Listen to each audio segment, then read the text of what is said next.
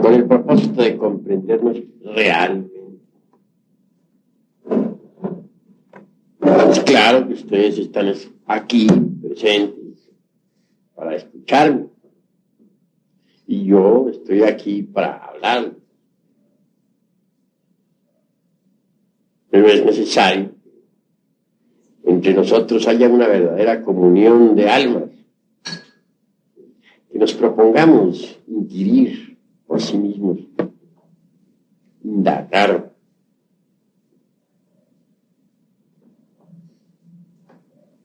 buscar, tratar de saber con el objetivo evidente de lograr una orientación en el camino de la autorrealización íntima del ser.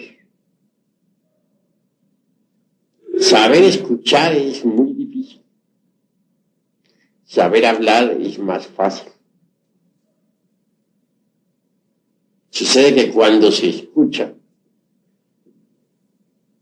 se necesita estar abierto a lo nuevo, con mente espontánea, libre de preconceptos, de prejuicios, etc. Mas sucede que el ego, el yo, el mí mismo, no sabe escuchar. Todo lo traduce a sus prejuicios. Todo lo interpreta de acuerdo con lo que tiene almacenado en el centro formativo. ¿Cuál es el centro formativo? La memoria. ¿Por qué se le llama centro formativo?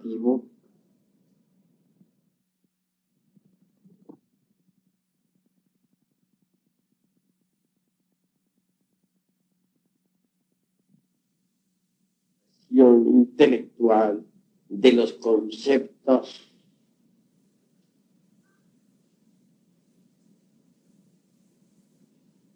Entendido esto,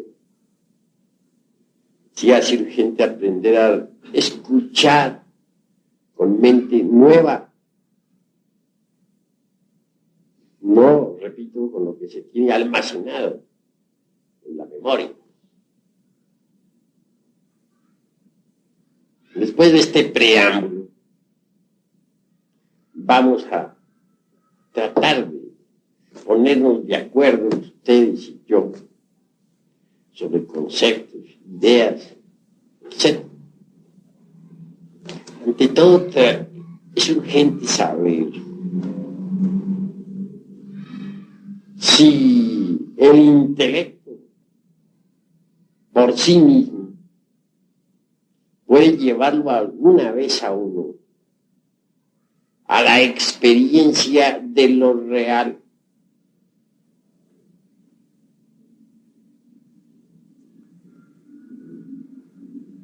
Existen brillantes intelectos, eso no lo podemos negar.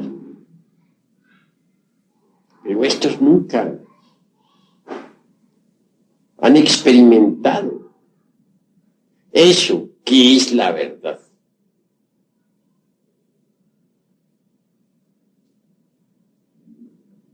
Ante todo, no está de más saber que existen tres mentes en nosotros. A la primera podríamos denominarla mente sensual. A la segunda la consideramos como mente intermedia. Y la tercera es la mente interior. Pero pensemos un poco en lo que es esta mente sensual que todos usamos diariamente. No hay duda que elabora sus conceptos de contenido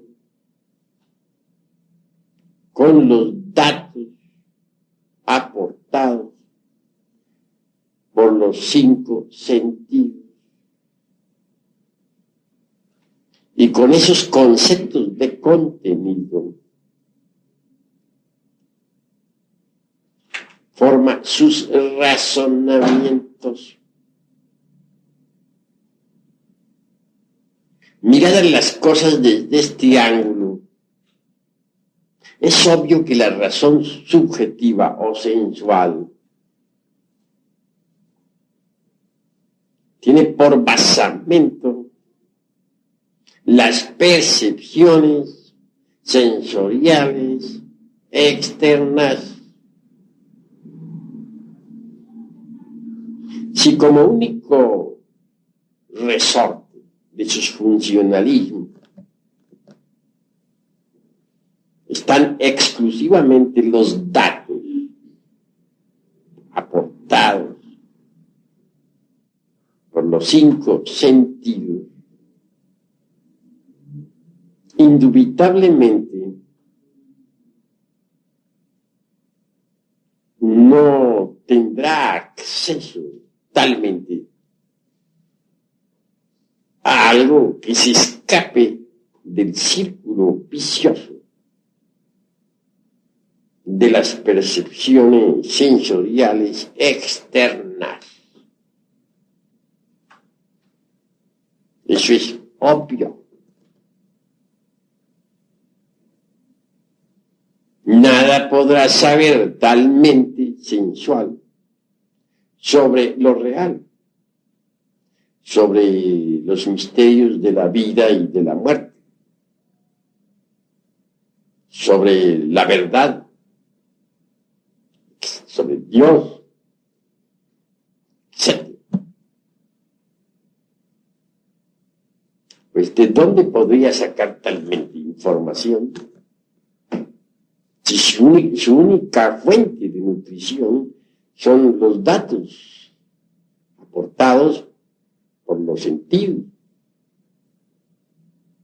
Obviamente no tiene con qué poder conocer lo real. Me vienen estos momentos a la memoria algo muy interesante. Hubo una vez un gran congreso en Babilonia, en la época de los esplendores egipcios. Vinieron gentes de Asiria, Egipto, Fenicia, etc., al citado congreso.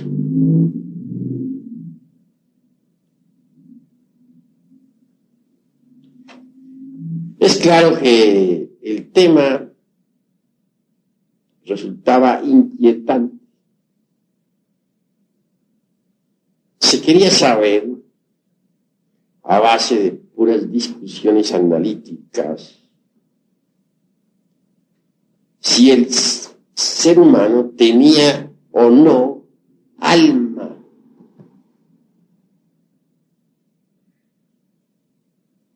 Entonces, obviamente ya los 5 sentidos ya habían degenerado demasiado. Solo así podemos explicarnos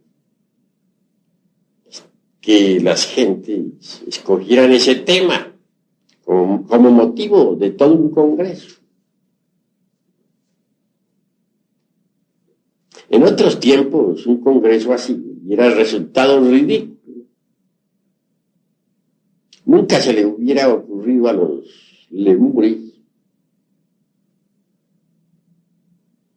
celebrar un congreso de este tipo. La gente del continente Mu le bastaba salirse del cuerpo y saber si tenía o no tenía algo. Lo hacían con una facilidad sorprendente.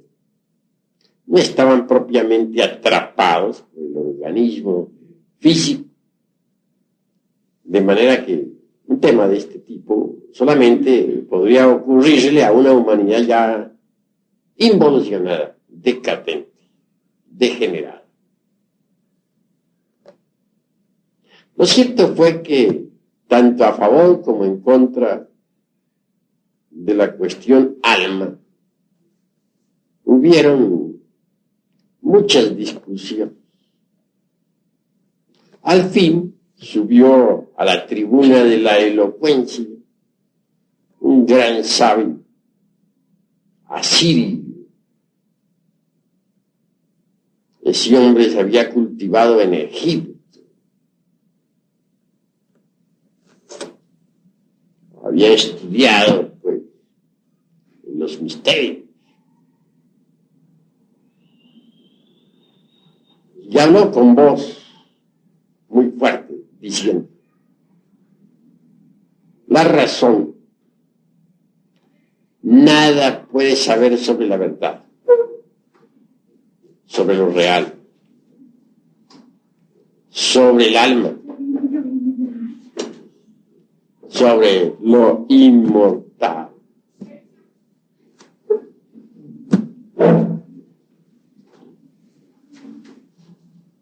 La razón, lo mismo sirve para sostener una teoría espiritualista que una materialista. Podría elaborar una tesis espiritual con una lógica formidable. También podría estructurar por oposición una tesis de tipo materialista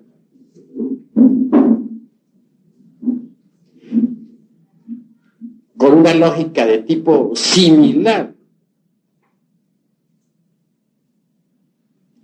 De manera pues que la razón subjetiva, sensualista, nutrida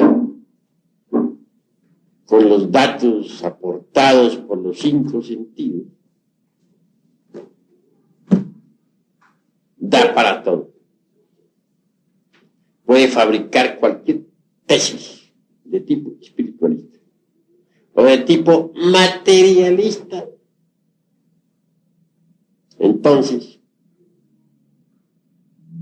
no es algo en que se pueda confiar. Existe un sentido diferente, que es el sentido instintivo de la percepción de las verdades cósmicas. Es una facultad del ser.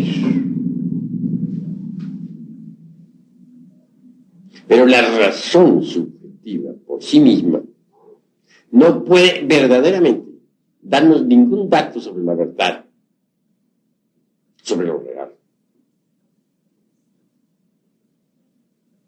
Nada puede saber la razón sensualista sobre los misterios de la vida y de la muerte. Así habló aquel sabio. Y dijo aún más: ustedes me conocen. Tengo prestigio entre ustedes. Saben muy bien que vengo de Egipto. No ignoran que mi vida ha sido de estudio. Y mi mente sensualista no podría aportar datos sobre lo real. Así habló aquel hombre. Y concluyó diciéndole: ustedes no pueden saber con su racionalismo nada sobre la verdad, sobre el alma, sobre el espíritu. Porque la mente racionalista no puede saber nada de esas cosas. Bueno, habló aquel hombre con mucha elocuencia, y luego se retiró. Se apartó definitivamente de todo escolasticismo. Prefirió dejar a un lado el racionalismo subjetivista y permitir o desarrollar en sí mismo, mejor dijera, aquella facultad del ser ya citada por mí, que se conoce como percepción instintiva de las verdades cósmicas, facultad que otrora tenía la humanidad en general, pero que se atrofió conforme el yo psicológico, el mí mismo o el sí mismo, se fue desarrollando. Aquel sabio asirio, educado en Egipto, dicen que apartado de toda escuela, se fue pues a cultivar la tierra y a confiar exclusivamente en esa prodigiosa facultad del ser conocida como percepción instintiva de las verdades cósmicas. Pero vamos aún un poco más lejos. Hay una mente diferente a la mente sensual. Quiero referirme en forma enfática a la mente intermedia.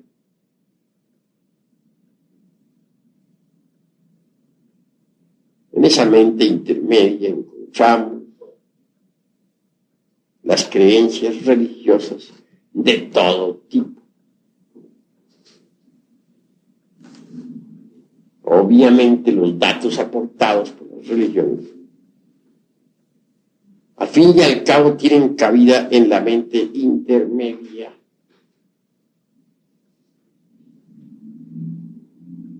Y por último existe la mente interior.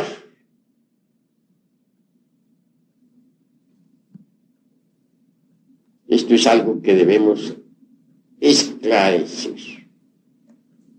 La mente interior en sí misma y por sí misma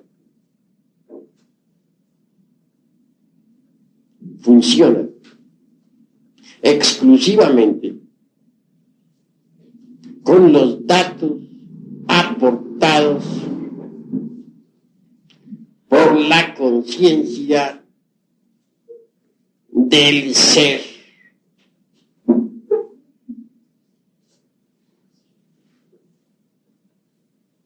La mente interior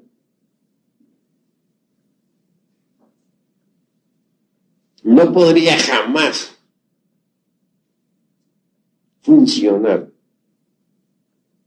sin esos datos que proporciona la conciencia interior del ser. He ahí las tres mentes. La mente sensualista en el Evangelio es conocida con todas sus teorías y demás como la levadura de los saduceos. Jesús el Cristo advierte diciendo: cuidaos de la levadura de los saduceos, es decir, de las doctrinas materialistas, ateístas, como la dialéctica marxista. Ese tipo de doctrinas corresponde exactamente a la doctrina de los saduceos, de que habla el Cristo. Mas también advierte el Señor de perfección sobre la doctrina de los fariseos.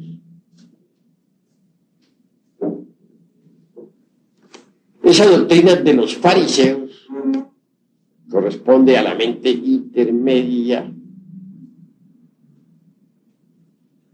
¿Quiénes son los fariseos? Son aquellos que asisten a sus templos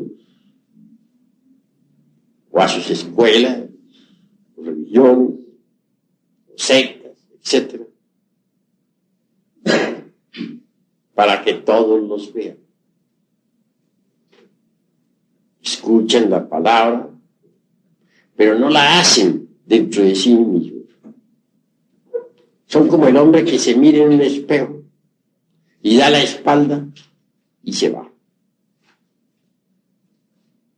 Únicamente asisten para que otros los vean. Pero nunca trabajan sobre sí mismos. Y eso es gravísimo. Tales gentes se contentan con las meras creencias. No les interesa la transformación íntima.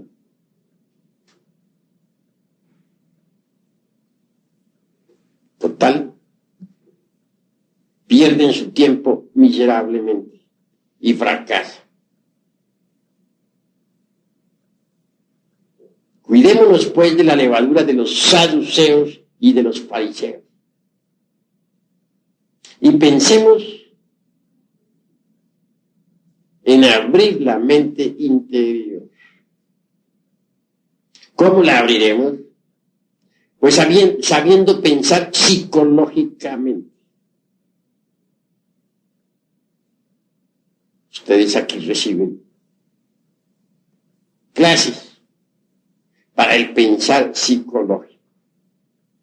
Si uno aprende a pensar psicológicamente, logra al fin abrir la mente interior. La mente interior, repito, funciona con los datos de la conciencia superlativa del ser.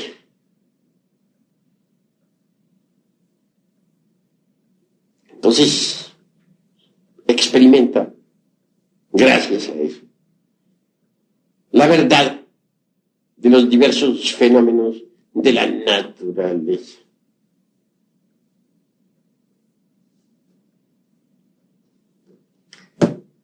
Con la mente interior abierta, podemos nosotros hablar, por ejemplo, sobre la ley del karma. Ya no por lo que otros digan o dejen de decir, sino por experiencia directa. También con la mente interior abierta.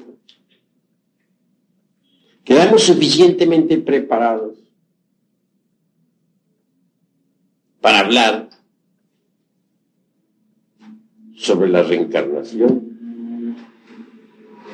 o sobre la ley del eterno retorno de todas las cosas, o sobre la ley de la transmigración de las almas, etc. Pero repito, ya no basados en lo que leímos o en lo que escuchamos de algunos autores, sino en lo que por sí mismos experimentemos de forma real, directa. Eso es obvio. Don Emmanuel Kant, el filósofo de Königsberg, hace pues una distinción clara entre la crítica de la razón práctica y la crítica de la razón pura. No hay duda de que la razón subjetiva, racionalista, jamás podría aportarnos nada que no perteneciese al mundo de los 5 sentidos.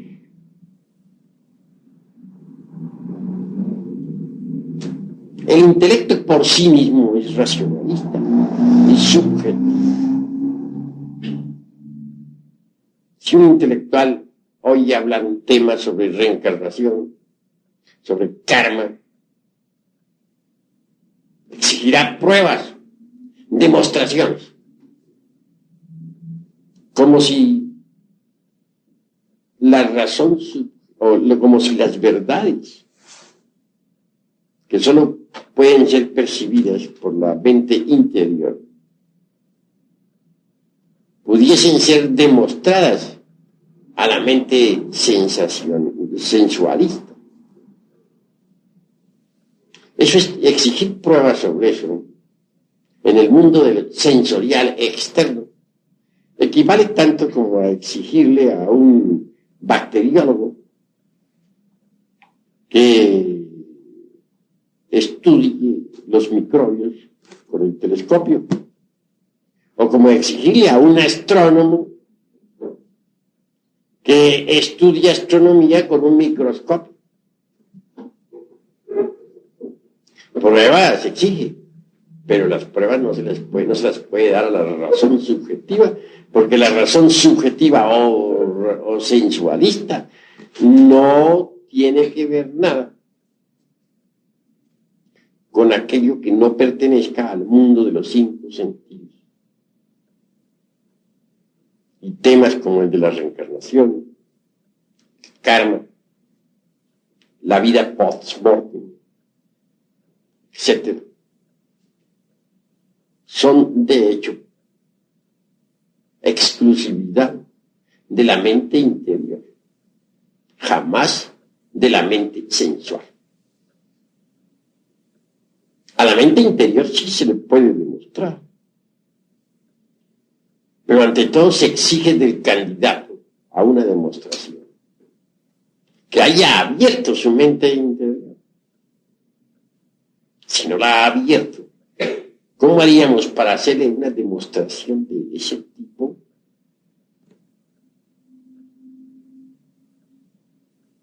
Obviamente aquello sería imposible, ¿verdad?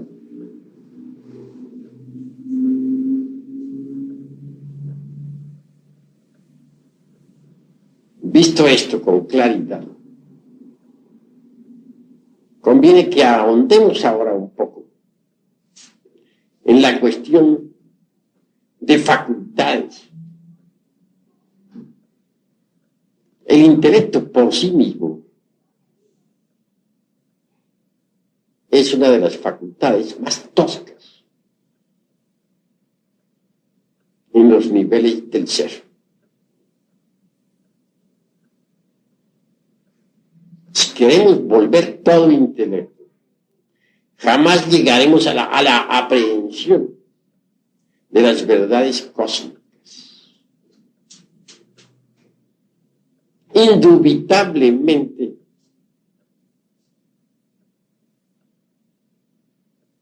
existe, más allá del intelecto, otra facultad de cognición. Quiero referirme esta vez en forma enfática a la imaginación. Mucho se ha subestimado a tal facultad. Algunos hasta la denominan despectivamente con el título de la loca de la casa.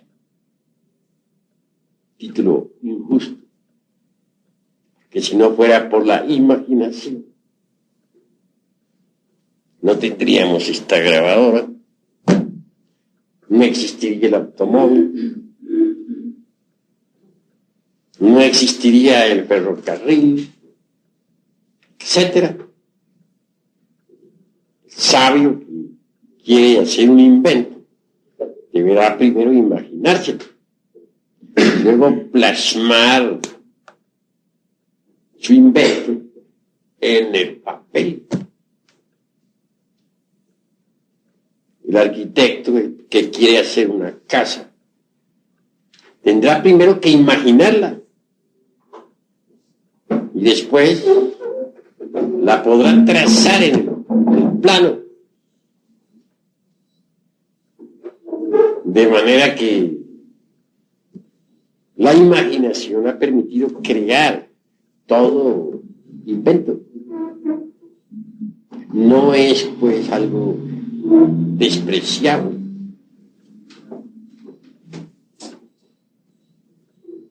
Que hay varias clases de imaginación, no lo podemos negar. La primera podríamos denominarla nosotros imaginación mecánica. Tal tipo de imaginación es la mismísima fantasía. Obviamente ella está constituida con los desechos de la memoria. No sirve. Y es hasta perjudicial.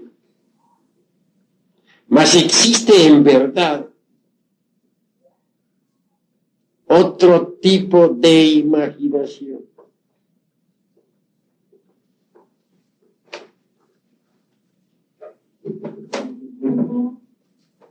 Esta es en realidad la imaginación intencional, o sea, la imaginación consciente.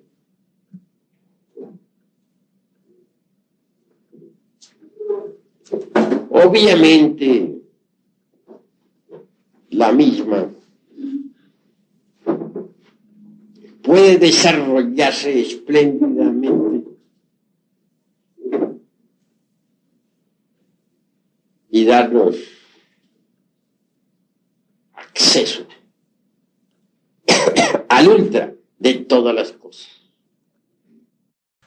La naturaleza misma posee imaginación. Eso es obvio.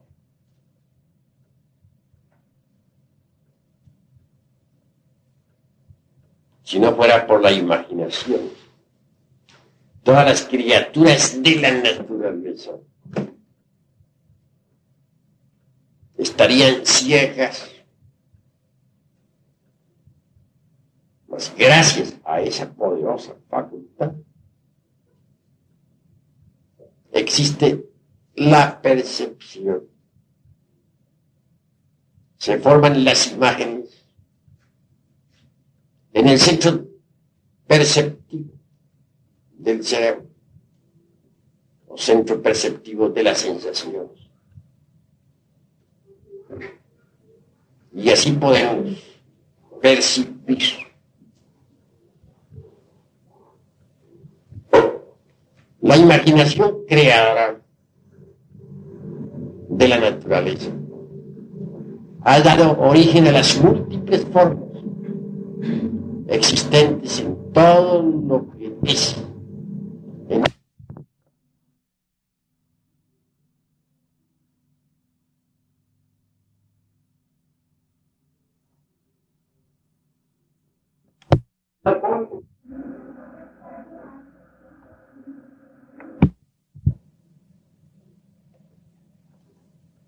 Me refiero a épocas como la de los hiperbóreos o prelemúricos. No se usaba el intelecto, sino la imaginación.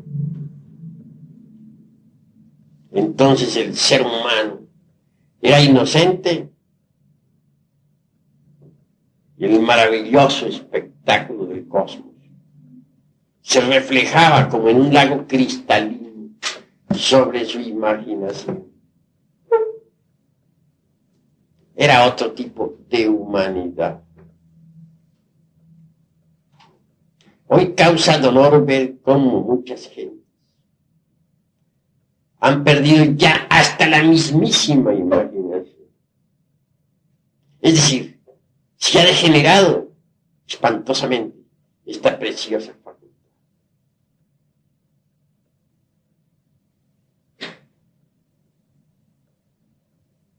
Es posible desarrollar la imaginación. Esto nos llevaría más allá de la mente sensual. Esto nos enseñaría a nosotros a pensar psicológicamente. Ya dijimos y repetimos que solo el pensar psicológico puede abrirnos las puertas de la mente interior.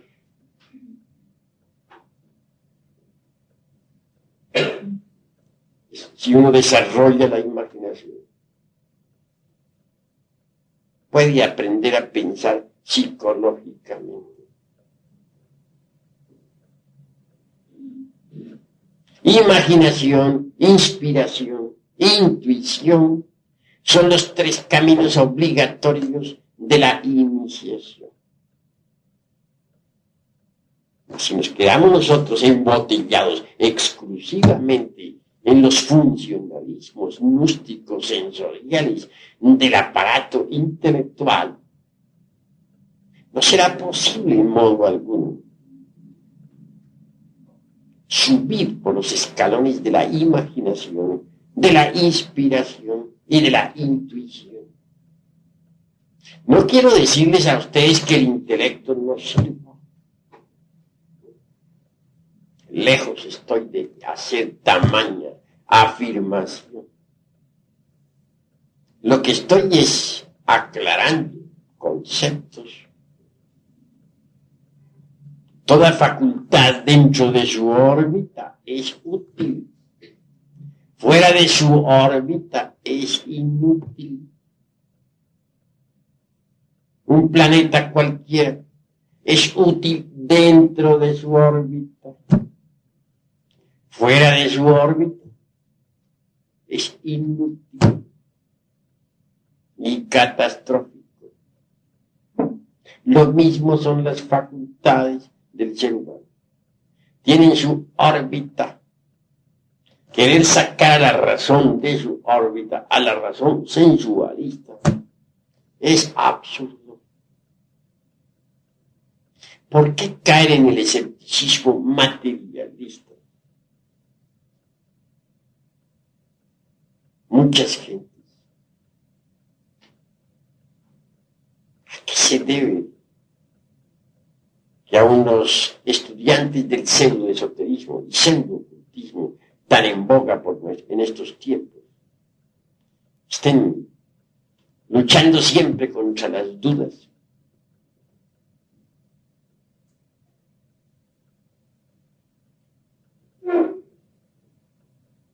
¿Por qué muchos andan mariposeando de escuela en escuela y al fin llegan a la vejez sin haber realizado nada?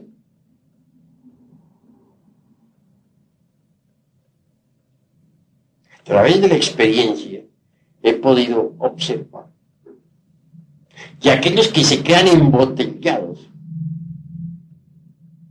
en el intelecto fracasan. O aquellos que quieren comprobar con el intelecto las verdades que no son del intelecto, fracasan. Cometen estos el error de querer estudiar astronomía, hablando en forma simbólica, con el microscopio, o estudiar bacteriología con el telescopio. Dejemos a cada facultad en su lugar, en órbita. No la saquemos de su órbita. Necesitamos pensar psicológicamente. Y es obvio, debemos rechazar de plano la doctrina a levadura de los saduceos y de los fariseos y aprender a pensar psicológicamente. ¿No sería esto posible si continuáramos embotellados dentro del intelecto? Entonces más vale que empecemos a subir por la escala de la imaginación. Posteriormente pasaremos al segundo escalón, que es el de la inspiración. Y al fin llegaremos a la intuición. Pero veamos cómo se desarrolla la imaginación.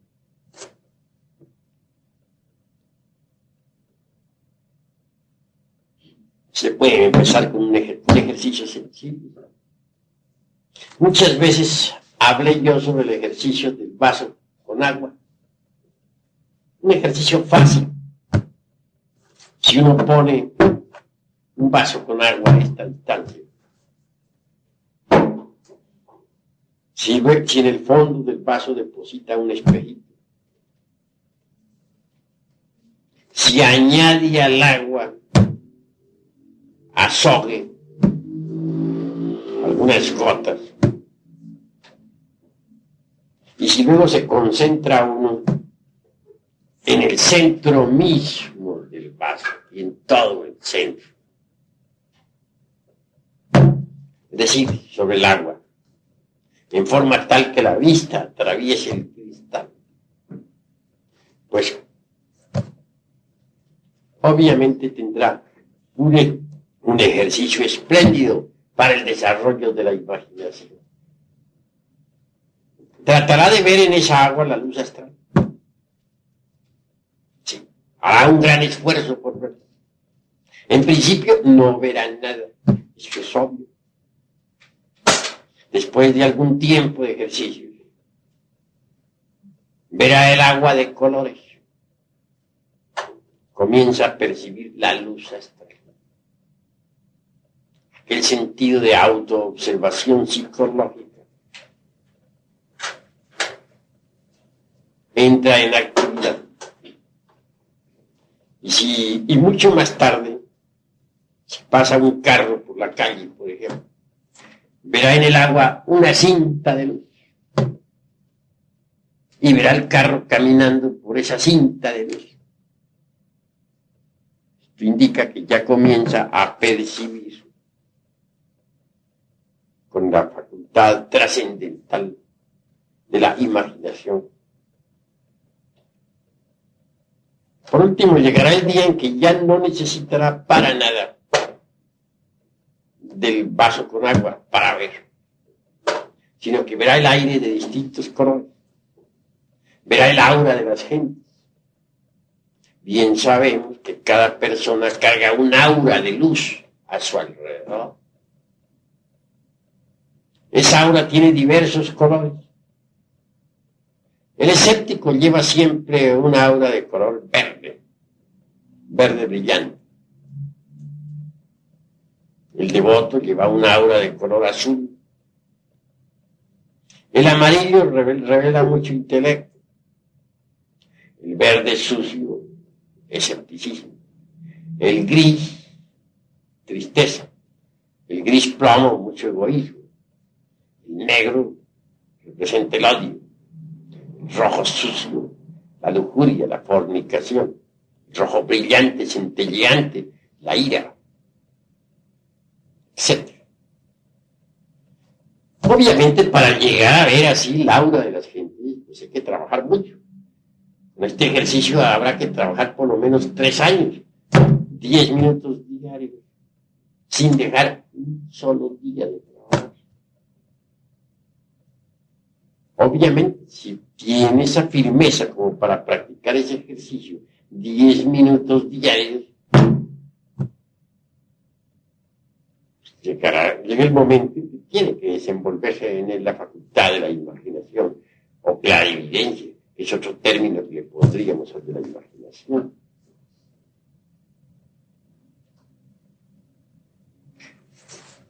Pero ese no sería el único ejercicio para el desarrollo de esa preciosa facultad. Se necesita algo más. Se necesita de la meditación.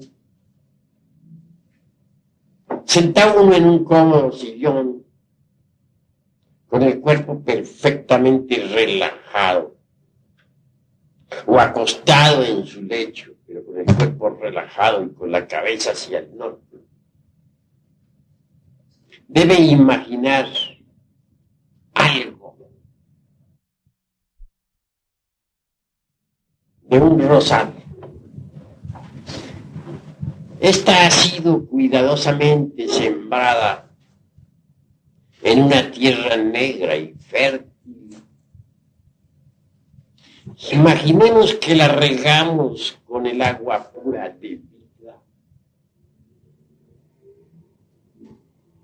continuando con este proceso imaginativo trascendental y trascendente a su vez. Visualicémosla en el proceso de crecimiento, cómo el tallo brota al fin, cómo se desenvuelve maravillosamente, cómo surgen las espinas de entre aquel tallo y al fin echa ramas diversas.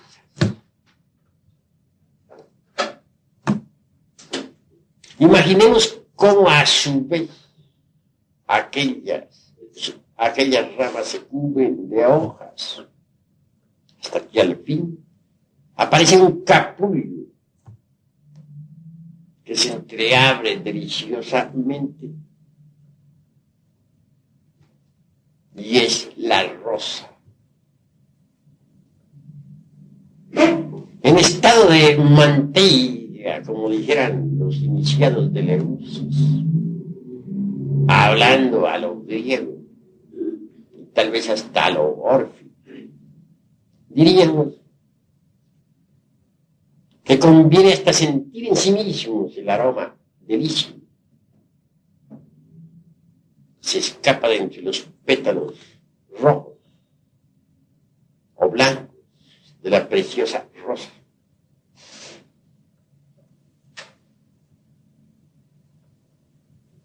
La segunda parte del trabajo imaginativo consistiría en visualizar con entera claridad meridiana el proceso del morir de todas las cosas. Bastaría imaginar cómo aquellos pétalos olorosos van cayendo poco a poco, marchitos y sin vida. Como aquellas ramas, otrora fuerte, se convierten después de algún tiempo en un montón de leños. Y al fin llega el huracán, el viento, que arrastra a todas las hojas y a todos los leños. Es una meditación de fondo sobre el proceso del nacer y del morir de todas las cosas. Este ejercicio, practicado en forma asidua, diariamente, y es claro que a la larga vendrá a darnos la percepción interior profunda de aquello que podríamos denominar mundo astral.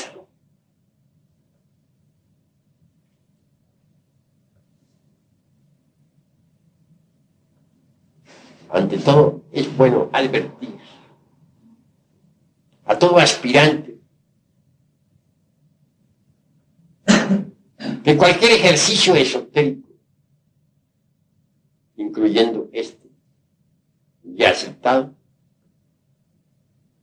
requiere de parte del discípulo la continuidad de propósitos. Porque si practicamos hoy y mañana no,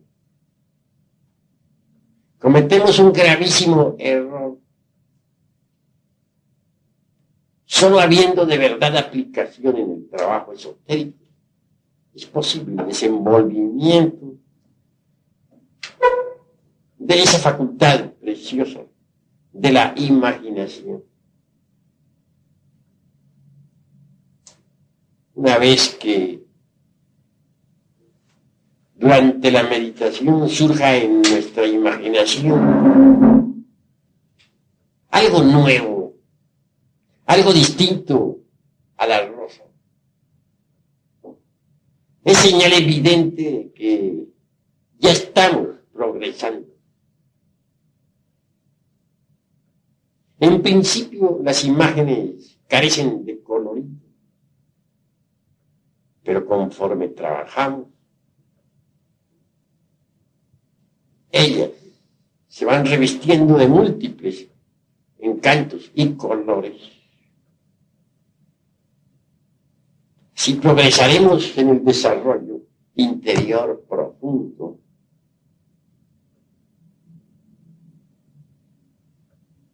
un paso más avanzado en esta cuestión nos llevaría a la recordación de nuestra vida y de nuestras vidas anteriores. Incuestionablemente, quien haya desarrollado en sí mismo la facultad imaginativa, bien podría tratar de capturar o de aprehender con este diáfano o translúcido el último instante de su pasada existencia. Entonces, en ese espejo lúcido de su imaginación, se reflejaría un lecho de moribundo, si es que en cama fallecido, porque entre paréntesis alguien podría morir en campo de batalla o por un accidente.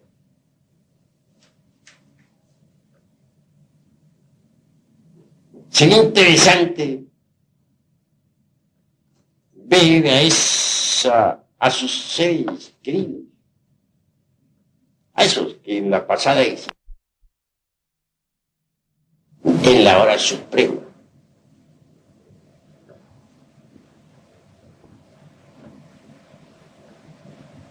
continuando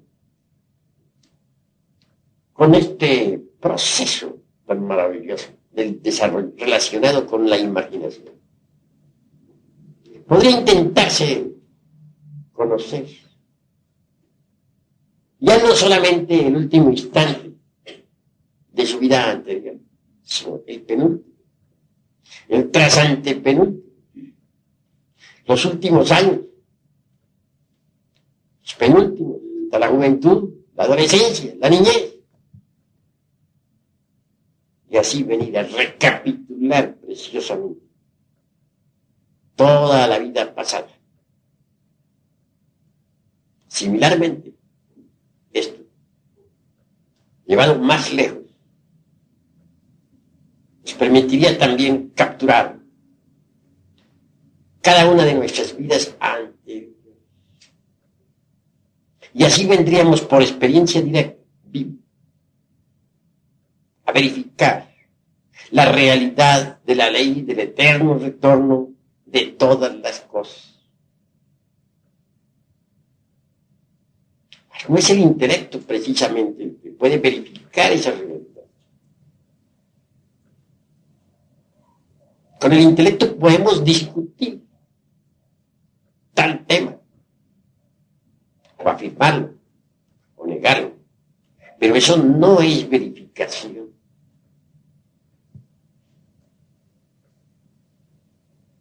Así pues, los invito a ustedes a la comprensión.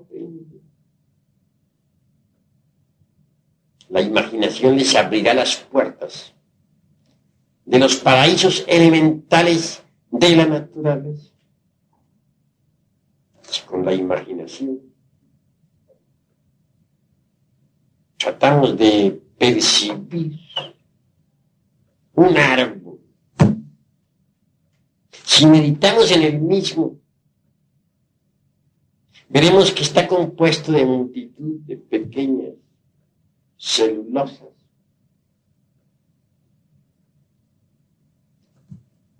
Percibiremos su fisiología, sus raíces, mas también lograremos ahondar un poco más y ver directamente la vida íntima del árbol. No hay duda de que este posee eso que podríamos denominar esencia o alma. Cuando uno en estado de mantilla o llama o éxtasis o arrobamiento percibe la conciencia de un vegetal, descubre con claridad perfecta que esta es ciertamente una criatura elemental, una criatura que tiene vida, no perceptible para los 5 sentidos, no perceptible para la capacidad intelectiva,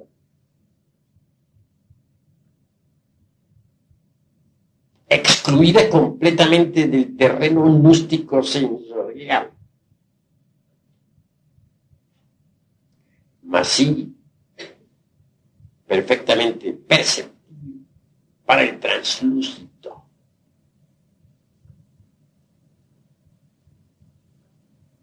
Interesante, resulta que en pasos posteriores se puede llegar a conversar, a platicar con ese elemental.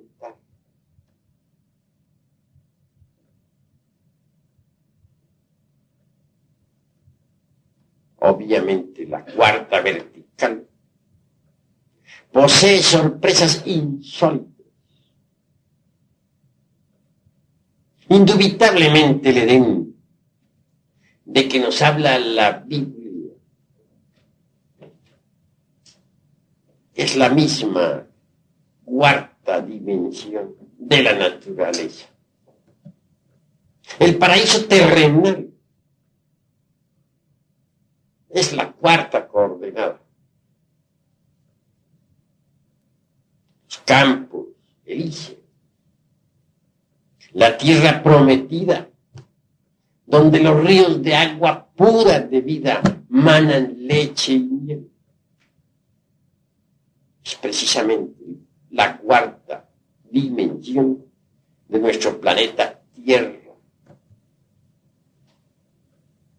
La imaginación creadora es translúcido, el espejo mirífico del alma, bien desarrollado con eficiencia idónea,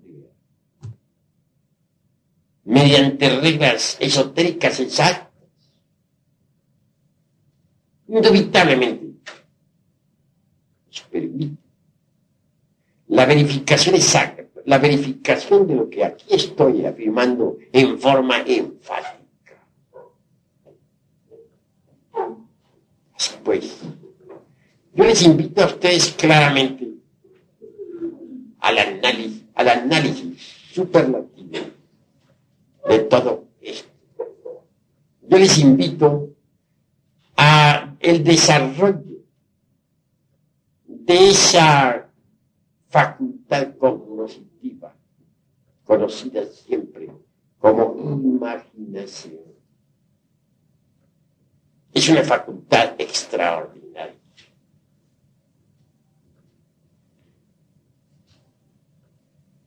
En la cuarta vertical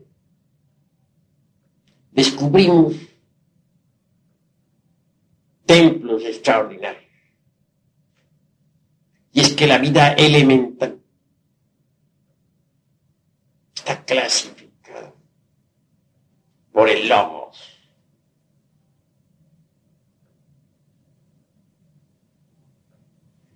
Una es la familia, por ejemplo, de los naranjales y otra la de los eucaliptos. Para cada familia vegetal existen templos de la naturaleza. Los devas citados por los textos teosofistas, pseudoesoteristas o ocultistas, gobiernan la vida elemental.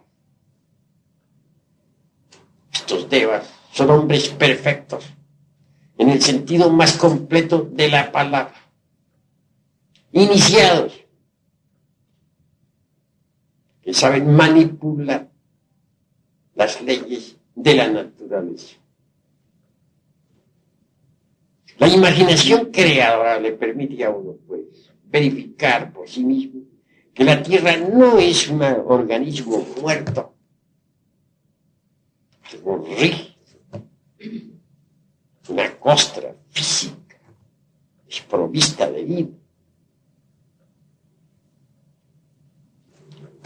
La imaginación creadora le permite a uno saber por sí mismo que la Tierra es un organismo vivo. Me viene en estos momentos a la memoria la afirmación aquella neoplatónica de que el alma del mundo está crucificada en la tierra. Las almas del mundo es un conjunto de almas, un conjunto de vidas que palpitan y tienen realidad. Para las gentes hiperbóreas, los volcanes, los mares profundos, las vetas de los metales, las gargantas de las montañas, el huracanado viento, el fuego flamígero, las fieras rugientes, o las aves, no eran sino el cuerpo de los dioses.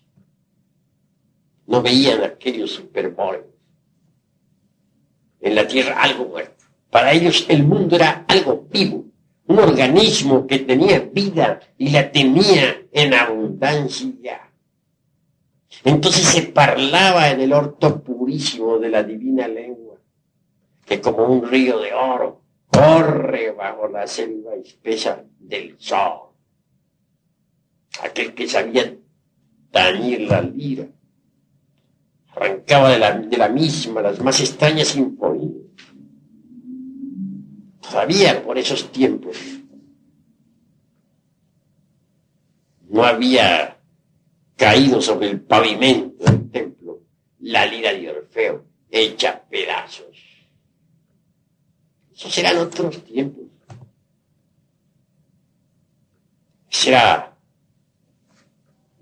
era la época de la antigua Arcadia, cuando se rendía culto a los dioses de la aurora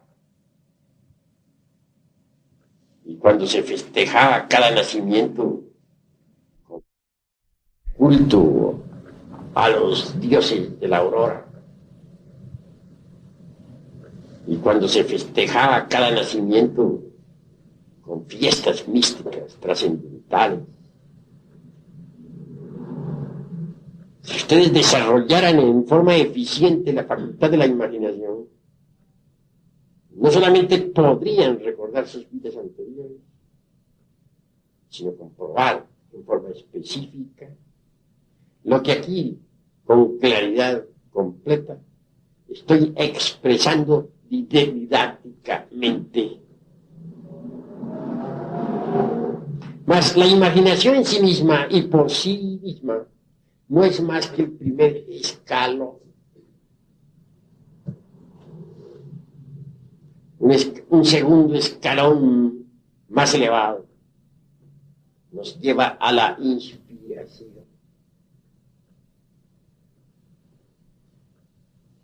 La facultad de la inspiración nos permite platicar cara a cara con toda partícula de vida elemental. La facultad de la inspiración nos permite sentir de nosotros mismos el palpitar de cada corazón.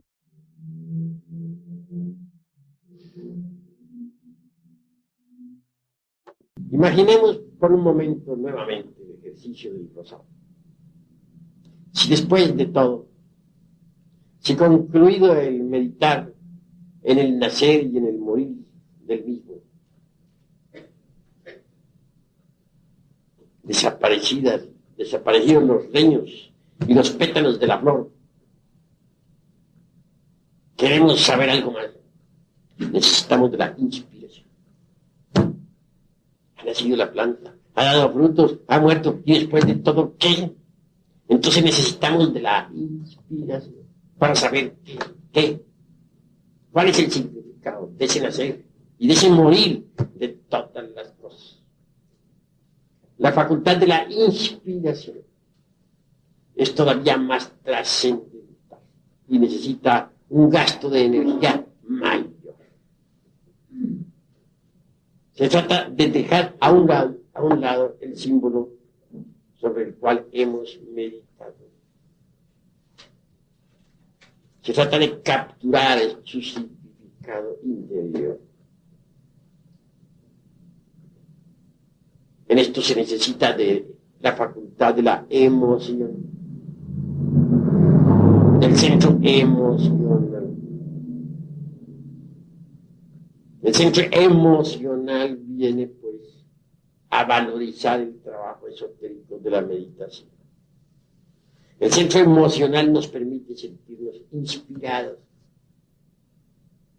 Y luego, inspirados, conoceremos el significado del nacer y del morir de todas las cosas. Con la imaginación podríamos verificar la realidad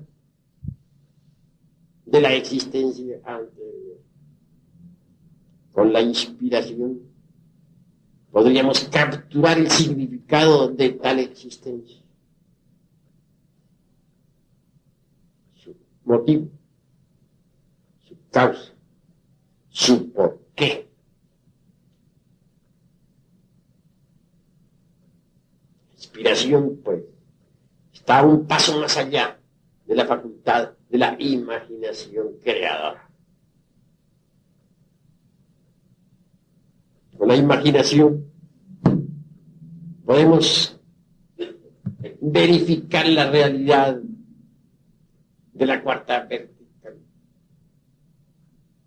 Pero la inspiración nos permitirá capturar su honda significación.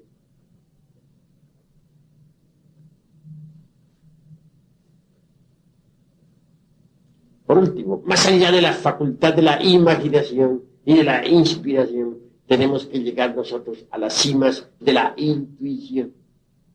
Así pues, imaginación, inspiración, intuición son las tres escalas de la iniciación. La intuición es algo diferente. Volvamos al rosal de nuestro ejemplo. Indubitablemente, con el proceso de la imaginación durante el ejercicio esotérico, trascendental y trascendente, hemos visto los procesos, hemos visto cómo creció el rosal, cómo dio frutos y por último, cómo murió, se convirtió en un montón de leños. La inspiración nos permitirá conocer el significado de todo eso. Pero la intuición nos llevará a la realidad espiritual de eso. Entonces penetraremos con esa preciosa facultad superlativa en un mundo exquisitamente espiritual. Nos encontraremos cara a cara, no solo con el elemental visto con la imaginación, el elemental del rosal, sino aún más.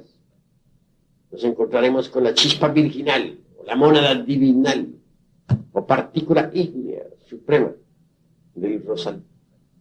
Penetraremos en un mundo donde hallaremos a los Elohim, creadores citados por la Biblia, mosaica o hebraica. Veremos a toda la hueste creadora del ejército de la palabra. Es decir, hallaremos al demiurgo creador del universo. Es esa intuición la que nos permitirá platicar cara a cara con los arcangeloid, con los tronos.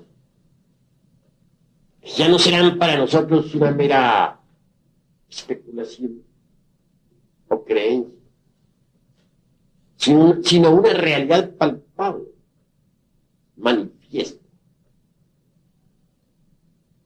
La intuición podrá permitirnos el acceso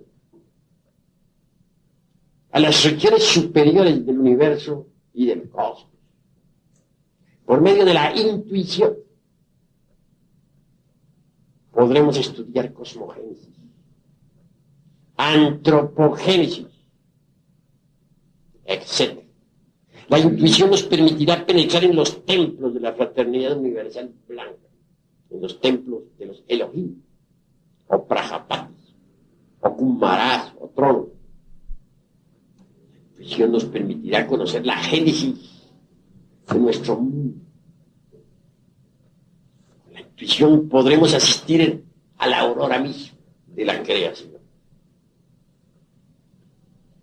Saber, no por lo que haya dicho alguien, sino por vía directa, cómo surgió este mundo de entre el caos, qué forma fue creado, de qué manera hizo aparición dentro del concierto de los mundos.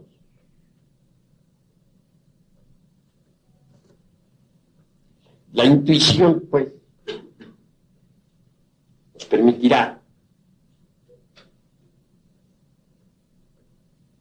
saber ya, de forma específica y directa, lo que no saben los brillantes intelectos de la época. Pues existen muchísimas teorías en relación con el mundo, con el universo, con el cosmos. Y estas pasan de moda constantemente, como los remedios de farmacia, como las modas de las damas o de los caballeros. A una teoría le sigue otra, y a otra. Y al cabo el intelecto no hace sino especular y fantasear a lo lindo, sin poder experimentar jamás lo real. Pero la intuición le permite a uno conocer lo real. Es una facultad cognoscitiva trascendental. Grandioso es poder asistir al espectáculo del universo, sentirse uno por un momento aparte de la creación, mirar el mundo como si este fuese un teatro y uno un espectador. Evidenciar como un cometa sale del caos, surge pues del no ser, que es el real ser, cualquier unidad cósmica, etc. Es la intuición la que le permite uno saber que la Tierra existe por el karma de los dioses, porque si no, no existiría. Es la intuición la que le permite uno verificar el crudo realismo de tal karma. Ciertamente, aquellos Elohim, Prajapatis o ángeles, en su conjunto constituyen lo divinal, actuaron en un pasado ciclo de manifestación, mucho antes de que la Tierra y el sistema solar hubieran surgido a la existencia. Veamos un caso muy simpático. Mucho se discute sobre la luna. Piensan muchas gentes de que este es un pedazo de tierra lanzado por la fuerza centrífuga del universo al espacio. Algo así como quien dispara un cohete atómico. Mas la intuición le permite a uno verificar las cosas en forma completamente diferente. La intuición le permite a uno saber que la luna es muchísimo más antigua que la Tierra. Por algo es que nuestros antepasados de Anáhuac decían la abuela luna. Ella es obviamente nuestra abuela. Ella es la madre de la tierra y la tierra es la madre de nosotros, total es nuestra abuela. Conceptos sabios de Anáhuac.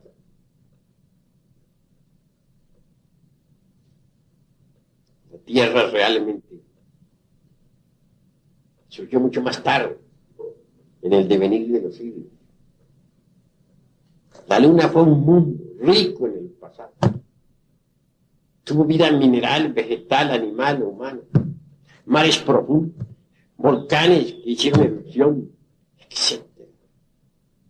Los mismos científicos actuales han tenido que rendirse ante la evidencia concreta de que la luna es más antigua que la Tierra. Aquellos iniciados que cometieron el error de afirmar que la luna fue un pedazo desprendido de la Tierra, ahora quedaron mal cuando se verificó con aparatos especiales, mediante el estudio de los guijarros traídos de la luna, que esta es más antigua que la Tierra. Y así es. Tuvo humanidad, tuvo vida vegetal, fue un mundo rico. ¿Por qué se convirtió así en luna? La intuición le permite a uno saber que todo lo que nace tiene que morir. Y que todo el mundo del espacio estrellado a la larga se convierte en una nueva luna. Esta tierra que nosotros habitamos un día envejecerá y morirá. Y se convertirá en una nueva luna. Y hay lunas tan pesadas, como por ejemplo la que gira alrededor del Sol Sirio, que tiene una densidad 5.000 veces más grave que la del plomo.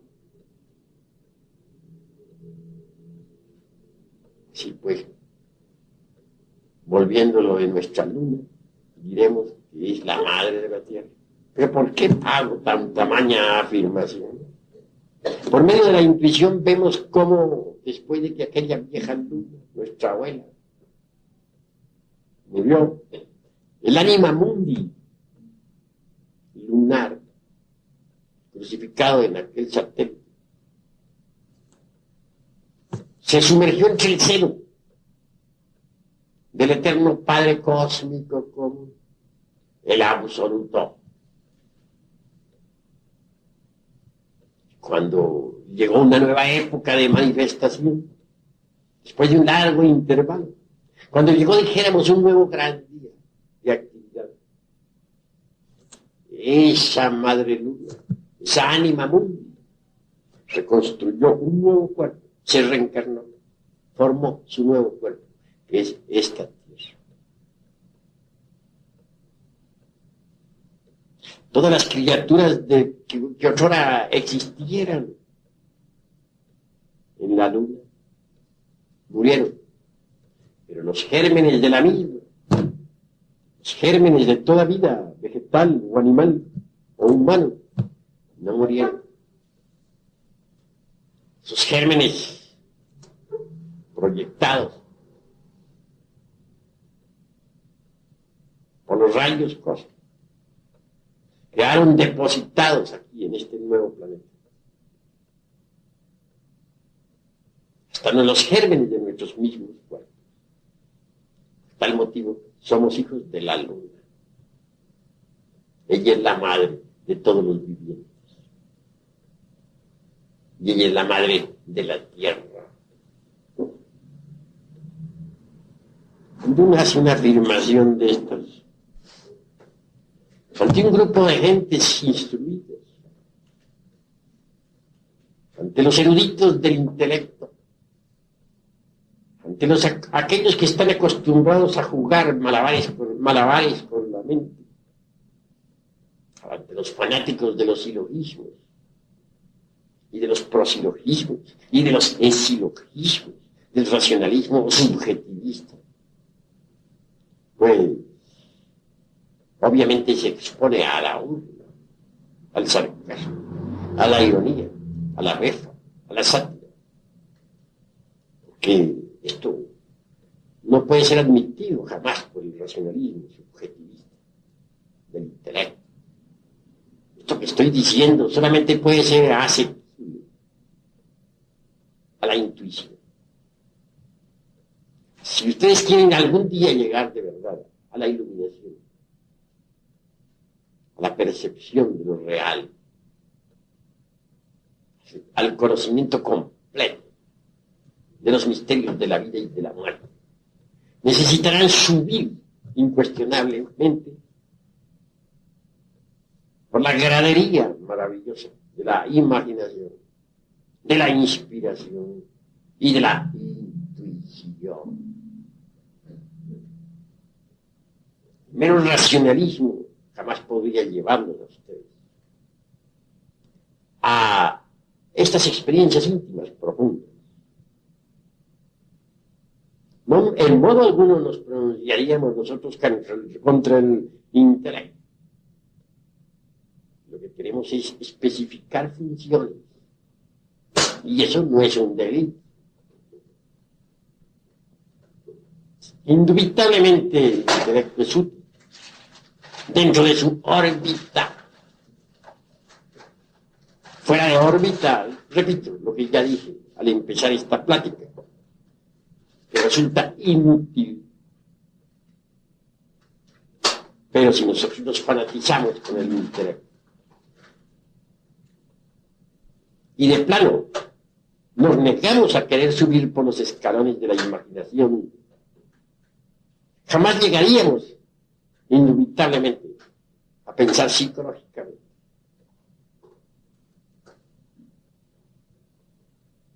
Quien no sabe si pensar psicológicamente queda atrapado con exclusividad absoluta por lo gnóstico sensorial. Y hasta puede convertirse, de hecho, en un fanático de la dialéctica marxista.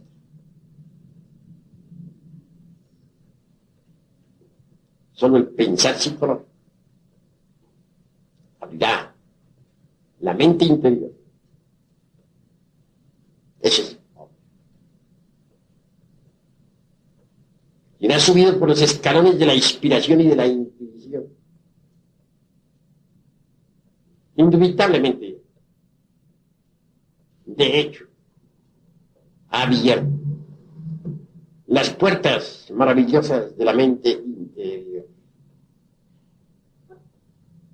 Surgen los intuitos desde adentro, se expresan a través de la mente interior. Es decir, la mente interior sirve de vehículo a los intuitos. Esta mente interior es la misma razón objetiva, especificada claramente por un Jeff, o por un Spencer, o por un Colin, o por un Nikon. Poseer razón objetiva, haber abierto la mente interior. Y la mente interior funciona exclusivamente con los intuitos, con los datos del ser, de la conciencia, de lo superlativo, de lo étnico, de aquello que es trascendental y trascendente en nosotros, y no de otro modo. Bien. Habiendo planteado este tema, queda abierta la discusión. El que quiera preguntar algo puede preguntarlo con la más entera libertad. El que no esté de acuerdo puede refutar libremente, porque aquí hay libertad de palabra para todos. De manera que puede hablar. Maestro, me gustaría saber si existe alguna diferencia entre intelecto y mente. Pues el intelecto y la mente en el fondo son lo mismo. Pero la mente no cultivada no es intelecto. La mente cultivada es intelecto. Alguien podría ser muy inteligente y sin embargo no poseer intelecto. Así pues, no hay diferencia sustancial, sino accidental. Distínguase entre potencia y accidente, de acuerdo con la lógica formal.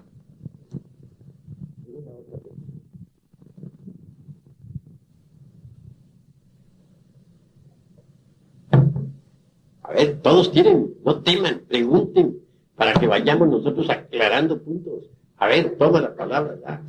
Yo quisiera saber qué es la transmutación de salud. Bueno, con mucho gusto, pero nos hemos salido del tema. Bueno, es que lo mencionó al principio.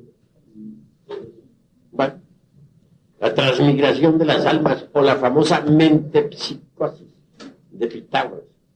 Precisamente en este momento en que tú haces esa pregunta, me viene a la memoria un caso interesante. Algún día por esas calles de Atenas ladró un perro. No solamente ladró, sino chilló también y aulló.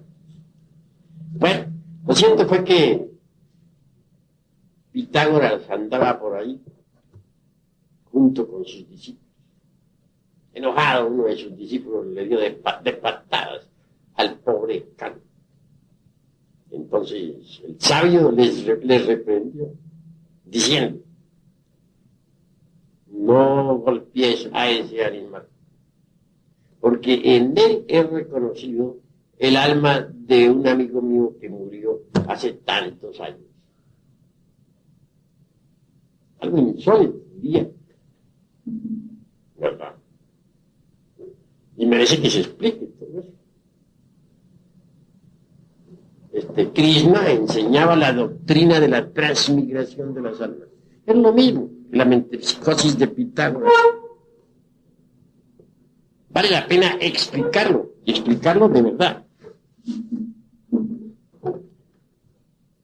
Sucede que todo ser humano, o todo humanoide, para hablar más claro, posee en sí mismo eso que podríamos denominar ego animal. No es el ego algo meramente individual,